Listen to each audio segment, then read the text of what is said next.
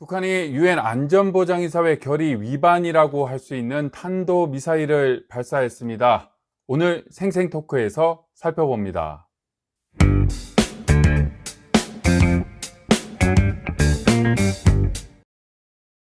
미국의 수도 워싱턴에서 매주 전해드리는 RFA 자유아시아 방송의 생생토크입니다.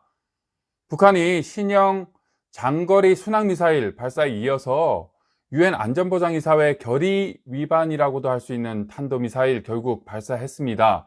군사 도발의 강도를 높이고 있는 건데요. 취재 기자와 함께 얘기 나눠보겠습니다. 이상민 기자 연결됐죠? 안녕하십니까? 네, 안녕하십니까? 네, 결국 하루 만에 우리가 다시 제녹화를 하게 됐는데요.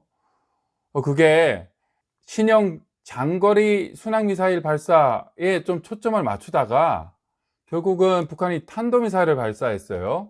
어떻게 된 겁니까? 예, 말씀하신 것처럼 북한이 15일 날 동해상으로 두 발의 단거리 탄도미사일을 발사했는데요. 원래는 3일 전에 북한이 그 장거리 신형 순항미사일을 이제 발사했었습니다. 그때만 해도 이 순항미사일은 유엔 제재 위반이 아니기 때문에 어떤 북한이 특별한 어떤 의도를 갖고 있다기보다는 좀 미국 측에 좀 무언의 압박을 넣는 가벼운 정도의 어떤 그런 거를 생각을 했는데, 이번에 다시 유엔 제재 위반이 되는 탄도미사일을 발사하면서 좀 그 무게가 더 무거워졌다고나 할까요? 좀 그런 지금 상황이 됐습니다. 자, 두 가지 이 미사일 발사를 각각 살펴보고 싶은데요. 북한의 의도가 좀 차이가 있을 것 같아요. 예, 그렇습니다.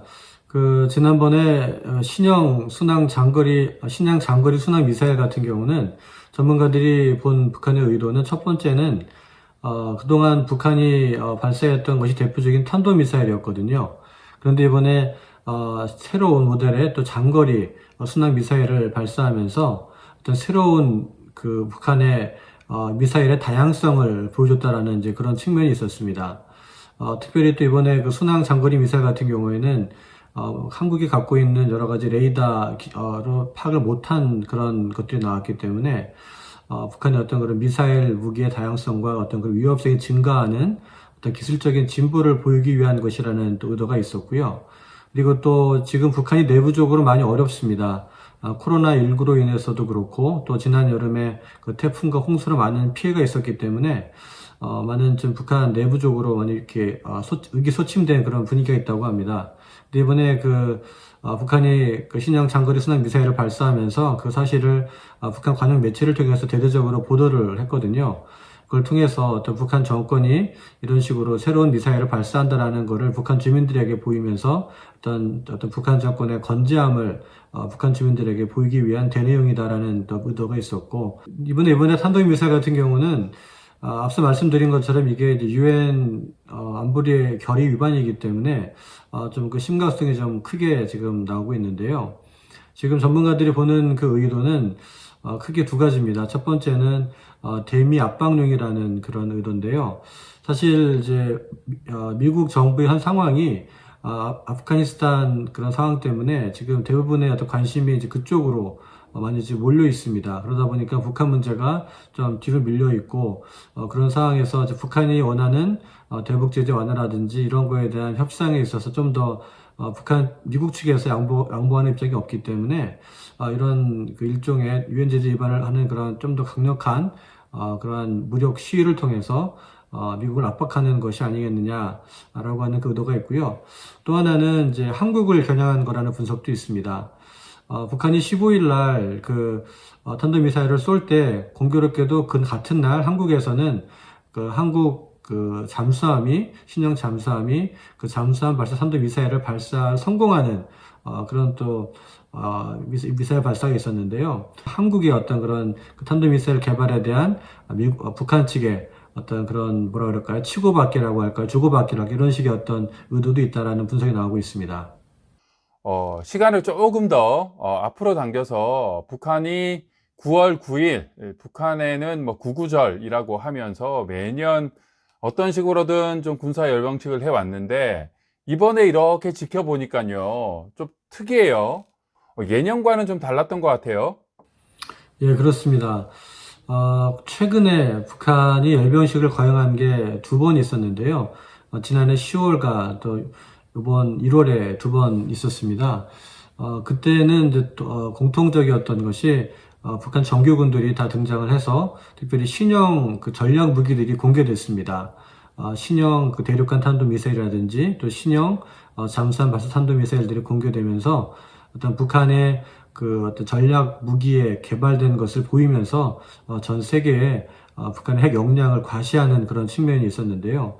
근데 이번에 이루어진 열병식에는 그러한 북한의 신형 전략 무기가 등장하지가 않았습니다. 그리고 지금 말씀하신 것처럼 오히려 무슨 그 농기구인 트랙터에다가 북한의 조그만 포드를 끌고 나온다든지, 그리고 또 방독면을 입은 그러한 부대들이 이렇게 행진한다든지 하는 그런 것이어서 상당히 절제하는 위협에 대해서 많이 낮춘 그러한 열병식이라는 그런 특징을 갖고 있는데요. 이제 그 이유에 대해서 이제 미국 전문가들의 보는 시각은 이제 이번 열병식이 특별히 어떤 국내외, 약간 국제용이 아니라 국내적으로 그런 어려움 가운데 있지만 이런 열병식을 통해서 어떤 북한 정권의 건재함을 보이기 위한 것이라는 그런 의도가 있습니다. 결국 북한의 군사적 도발은 미국과의 대화 재개라는 그런 계산법이 있을 텐데 어떻게 됩니까?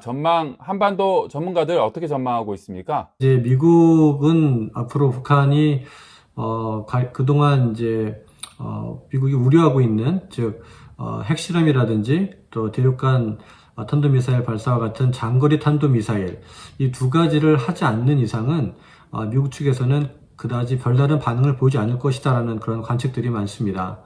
이번에도 탄도미사일을 발사했을 때 사실 이게 유엔 제재 위반이긴 하지만 미국 측에서는 규탄은 했지만 결국은 다시 외교로 하자라는 식으로 얘기를 했거든요. 그리고 사실 그 인도태평양 사령부가 나온 그 성명도 이게 직접적인 위협은 아니다라고 이렇게 발언을 했습니다. 그렇기 때문에 북한이 그 핵실험이라든지 그리고 대륙간 탄도미사일 발사와 같은 그러한 도발을 하지 않는 이상은 미국 측에서는 지금의 기조인 외교와 관여를 계속 하겠다라는 입장을 계속 필 거로 많은 분들이 보고 있습니다.